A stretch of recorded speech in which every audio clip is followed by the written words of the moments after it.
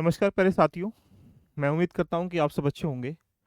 आप तैयारी कर रहे हैं यूपीपीसीएस प्रीलिम्स का या बीपीएससी का आरओ का, तो अंतिम समय के लिए ज़रूरी होता है कि जो मोस्ट इंपोर्टेंट टॉपिक है उनकी एक पूरा स्टेटस हम लोग समझ पाएँ, किस प्रकार से क्वेश्चन बनते हैं, किस प्रकार से आते हैं।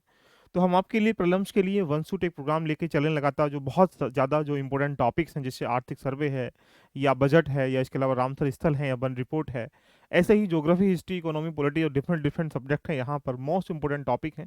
ये मान के चलो कि मेरी एक क्लास से कम 2 से 3-4 नंबर आपको यहाँ पर दिखाई देते रहेंगे। तो इनको जरूर फॉलो करिएगा। इसकी पीडीएफ नीचे टेलीग्राम का लिंक दे रखा है, वहाँ शेयर करवा देंगे। जो आपने बैच लिया एमसीक्यूज वहाँ भी करा देंगे, और साथ में देखा जाए नीचे ग्रुप दे रखा है व्हाट्सएप का, उसको भी ज्वाइन कर लीजिए, वहाँ भी करा देंगे। आइएगा, मात्र 10 से 12 मिनट में समझते हैं कि जो मोस्ट इंपोर्टेंट एरियाज हैं ज्योग्राफी के, जैसे अक्षांश, देशांतर, लैटिट्यूड, लॉन्गिट्यूड क्या होते हैं, वहाँ से क्वेश्चन बनेंगे तो कैसे बनते हैं। कर्क रेखा से क्वेश्चन है या मकर रेखा से या विषुवत रेखा से, तीनों रेखाओं समझेंगे। मानक समय क्या होता है, यामोत्तर रेखाएं कहाँ होती हैं, भारतीय जो दूरस्थ बिंदु हैं, पश्चिमी, उत्तरी, दक्षिणी, ये कौन कौन से बिंदु हैं, इनको समझेंगे। और साथ में सीमावर्ती प्रदेश, इसमें भू सीमा कैसे किससे से मिलती है, किससे ज़्यादा मिलती है, कौन सी सीमा कितने राज्यों से मिलती है, और साथ में तटीय सीमाएं हमारे भारत की किस किस से मिलती हैं। ये बातें हम 10 से 15 मिनट में समझेंगे, जो आपके लिए बहुत महत्वपूर्ण होगी। इसी प्रकार से वन शूट अगर आप चाहते हैं तो कमेंट करके गेस लिखिएगा, उसके बाद अपनी कहानी को हम लोग स्टार्ट कर लेते हैं। जैसा कि आप ये जान सकते हैं कि देशांतर रेखाएं जो होती हैं हमारी, वो कहीं ना कहीं हमारी जो विषुवत रेखा है, जिसको भूमध्य रेखा कह सकते हैं, उसके समांतर होती हैं। तो आपको पता है कि नॉर्थ में 23.5 डिग्री पर लगभग क्या होता है, कर्क रेखा होती है, और दक्षिण में जो हमारे 23.5 डिग्री पर साउथ में मकर रेखा होती है। 65.5 पे हम इसको आर्कटिक वृत्त कहते हैं, और इसको भी हम एक प्रकार से नॉर्थ में भी आर्कटिक वृत्त कहते हैं। ये हमारे पास उत्तरी पोल है, ये हमारे पास दक्षिणी पोल है, देखिएगा। इसी प्रकार से अगर हम यहाँ पर इन रेखाओं को जब हम पूर्वी पश्चिमी भाग में कन्वर्ट करना स्टार्टिंग कर लेते हैं, तो इसको हम लोग देशांतर लॉन्गिट्यूड कहते हैं। इट मीन्स मतलब अगर कहा जाए, अगर रेखाएं विषुवत रेखा के समांतर चल रही हैं, ये रेखाएं, ये क्या अक्षांश रेखाएं, लैटिट्यूड हमारी रेखाएं हैं।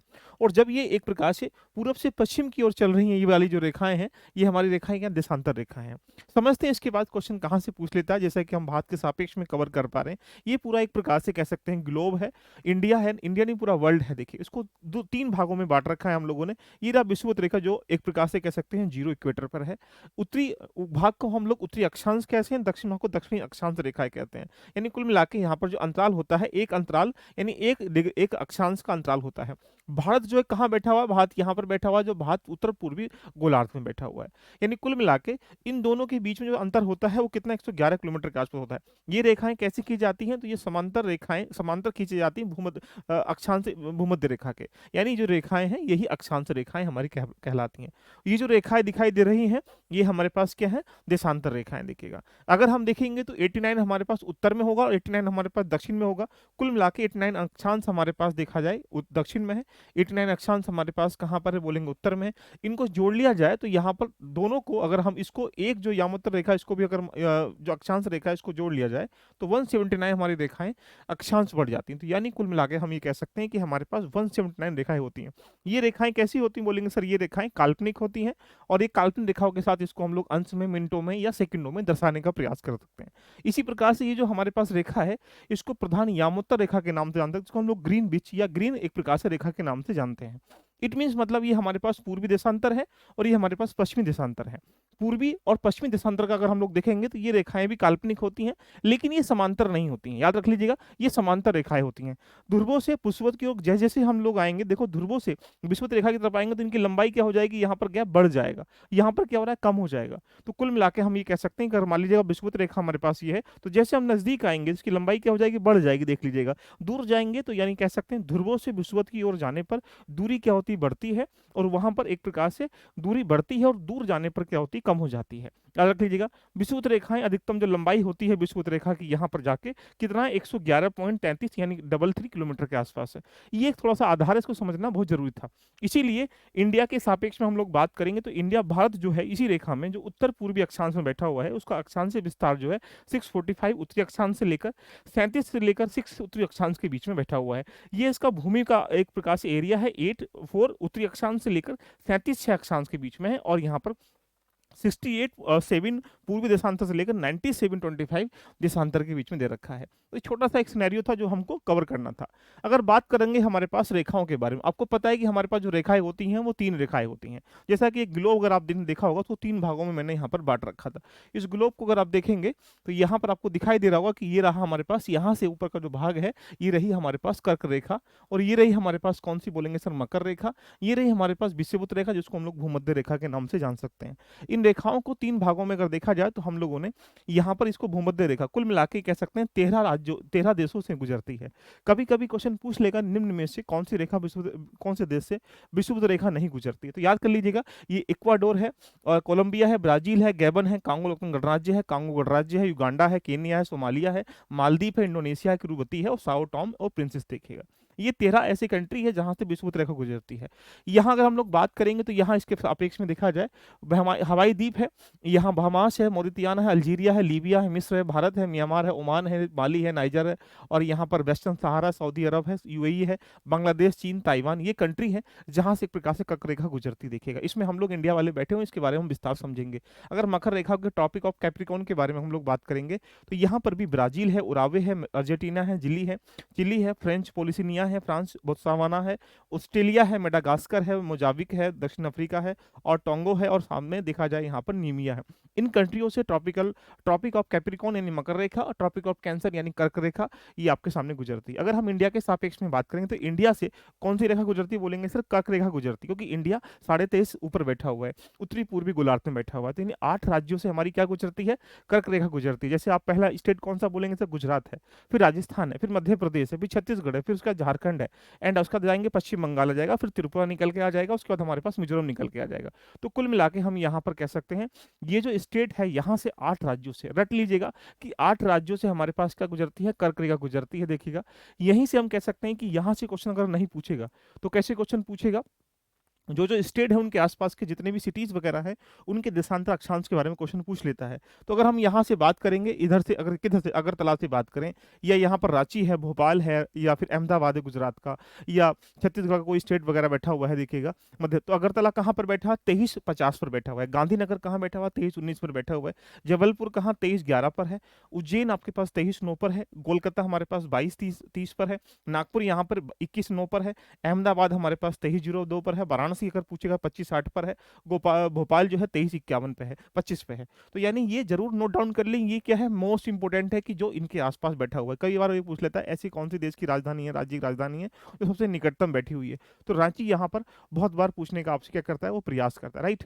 अगर हम बात करेंगे यहाँ से कि भूमध्य रेखा, कर्क रेखा समझ लिए, तो हमारे पास एक होती है मानक रेखा जिसको हम लोग यामोत्तर रेखा के नाम से जान सकते हैं, वो भी इंडिया से गुजरती है, जो इलाहाबाद की नैनी के बारे में आप देखते होंगे। तो यहाँ से अगर एंट्री करेंगे तो यहाँ से गुजरती है। तो यहाँ मानक समा कहाँ से गुजरती बोलेंगे, इलाहाबाद नैनी से गुजरती है। यानी 5 राज्यों से हमारे पास यामोत्तर रेखा गुजरती है, यानी एक जिसको हम लोग ग्रीनविच के नाम से जान सकते हैं। यानी कुल मिला के हमारे पास यूपी है, मध्य प्रदेश, छत्तीसगढ़, उड़ीसा और आंध्र प्रदेश अंतिम राज्य है जहां से गुजर रही है, देख लीजिएगा। तो ये रट लीजिएगा कि 5 स्टेट ऐसे हैं जहां से हमारी यामोत्तर ग्रीनविच रेखा गुजरती है। अगर जैसा बात करें 24 घंटे में पृथ्वी कितना घूमती है, 360 डिग्री का एक एंगल बनाती है। अगर हम मिनटों में कन्वर्ट करेंगे तो 240 मिनट में देखा जाए एक प्रकार से वो एक टर्न ओवर घूमती है। अगर इसी को कन्वर्ट कर दें, देखिएगा पूरब से पश्चिम की धुरी पर घूम रही है, तो एक देशांतर का मतलब ये 360 घूम रही है 240 मिनट में, एक देशांतर घूमेगी 1440 बटे 360 बराबर 4 मिनट में, यानी एक 4 मिनट में एक देशांतर।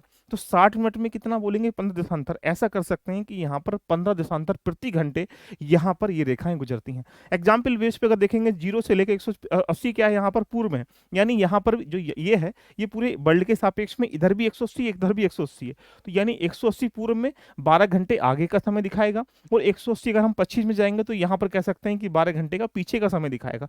कुल मिला के अगर जोड़ लिया जाए यानी 180 पूर्व के 180 पश्चिम के 324 घंटे हो चुके हैं। इसीलिए यहाँ पर देखा जाए दिन रात को कंप्लीट करके 360 का चक्कर पूरा पृथ्वी लगा लेती है। तो क्वेश्चन पूछेगा कि इंडिया से यामोत्तर रेखा ग्रीनविच रेखा कितने से गुजरती, तो आप आराम से इसका आंसर दे सकते हैं। अगर बात करेंगे यहाँ से भारत के बिंदुओं के बारे में, भारत की जो यहाँ से यहाँ तक की चौड़ाई है वो 2934 किलोमीटर के आसपास है, और यहाँ से यहाँ तक की जो एक प्रकार से लंबाई है वो 3214 किलोमीटर के आसपास है।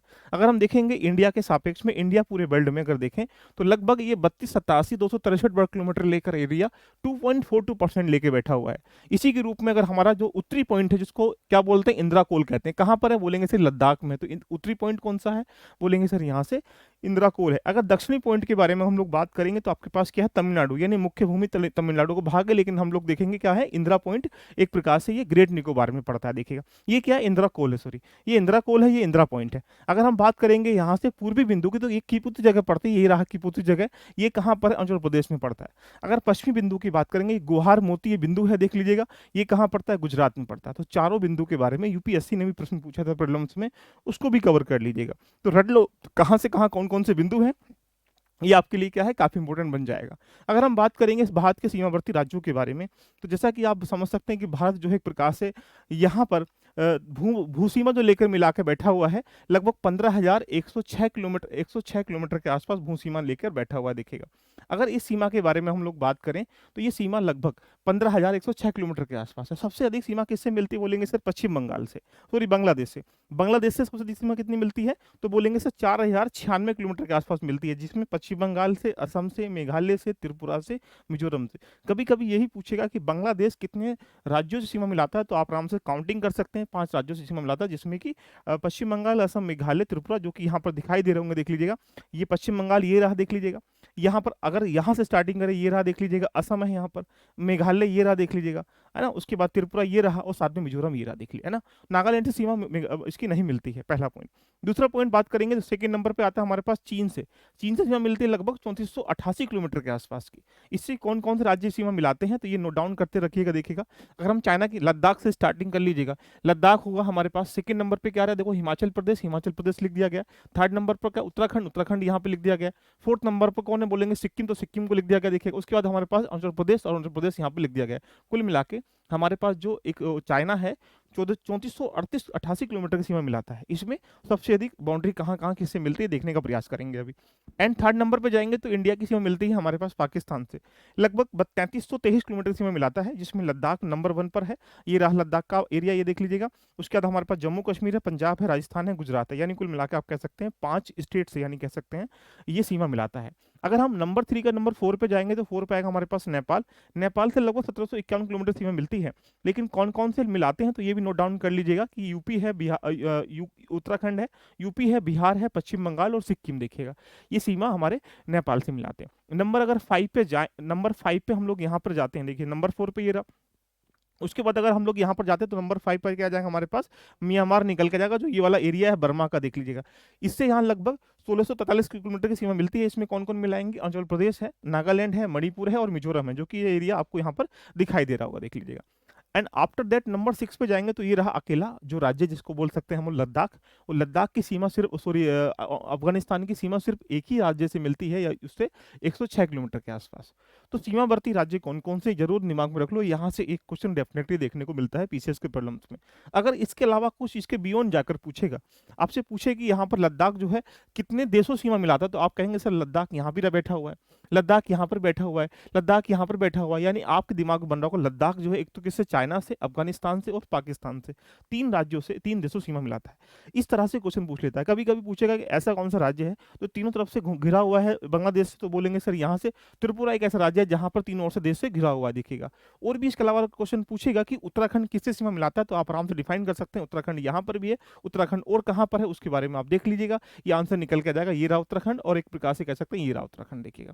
इसके अलावा और भी अगर पूछेगा कि पंजाब किससे मिलाएगा, ये राजस्थान किससे मिलाएगा, तो आप उसको एक्सप्लेन कर सकते हैं। It is the part of the हमारे जो बाउंड्रीज वगैरह कंट्री की, इसके बारे में एक क्वेश्चन जरूर पूछता है। अगर हम बात करेंगे यहाँ से भारत की तटीय रेखाओं के बारे में, तो यहाँ पर आप समझ सकते हैं भारत जो है 3 और समुद्र घिरा हुआ है। अगर आप बात करेंगे ये बंगाल की खाड़ी है, और ये क्या अरब सागर, और नीचे क्या है दक्षिण में आपका हिंद महासागर, देखिएगा।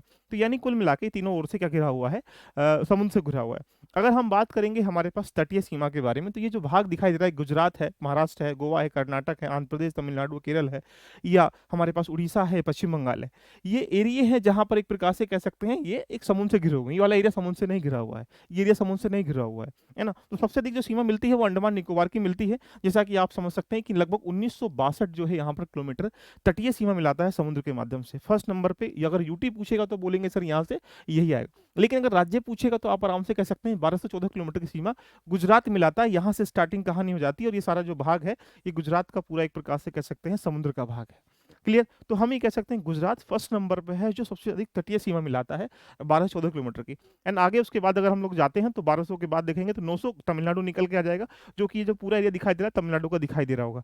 तो यहाँ पर महाराष्ट्र लगभग 652 किलोमीटर है, गोवा 118 है, कर्नाटक 280 है, केरल 569 है और ये 906 है, 476 है, 157 है। और ये पुडुचेरी सबसे कम सीमा मिलाती है, जिसको कह सकते हैं 30 किलोमीटर के आसपास पुडुचेरी सीमा हमारी किससे मिलाती है, समुद्र सीमा मिलाती है। तो कुल मिला के आज हमने क्या समझा, तटीय सीमा किससे किससे मिलती है, किसकी ज्यादा मिलती है, कितनी प्रकार से मिलती है। यहाँ हमारे पास सीमावर्ती देश किस कौन कौन से कंट्री हैं, कौन कौन से बैठे हुए हैं, किस किस से मिला के बैठे हुए हैं, इसको जरूर एक बार देख लीजिएगा। साथ में हमारे पास दूरस्थ बिंदु कौन कौन से इंडिया के, अगर ऐसी पृथ्वी के मानक समय क्या है, यहाँ पर भूमध्य रेखा पर या कर्क रेखा पर या मकर रेखा पर हमारे पास कौन कौन से देश कंट्री शामिल हैं। इंडिया कर्क रेखा पर शामिल है तो वो कितने राज्यों से होकर गुजरती है, वहां पर जो सिटीज वगैरह हैं वो कौन कौन से प्रकार से देशांतर अक्षांतर पर बैठे हुए हैं, यहाँ पर अक्षांश देशांतर होते क्या हैं देख लीजिएगा। इसके बारे में हम लोगों ने यहाँ पर जो अक्षांश देशांतर बैठा है उसका बीच का गैप कितना होता है, ये सारी बातें समझने का प्रयास किया। अगर ये वन स्लॉट अगर आप चाहते हैं कंटिन्यू, तो ऐसे ही करंट अफेयर के मोस्ट इंपोर्टेंट टॉपिक की फिल्म और जीएस की फिल्म में बनाता रहूंगा, जहां पर एक दिन में 4 से 5 ये शॉर्ट मिलने का मतलब है कि आप लगभग एक वीडियो में 3-4 क्वेश्चन को गेन कर सकते हैं। इसका मतलब आप रिवीजन भी कर पा रहे होंगे, जिसको नहीं आता उसको पढ़ के भी आराम से इतने क्वेश्चन सही कर लेता है।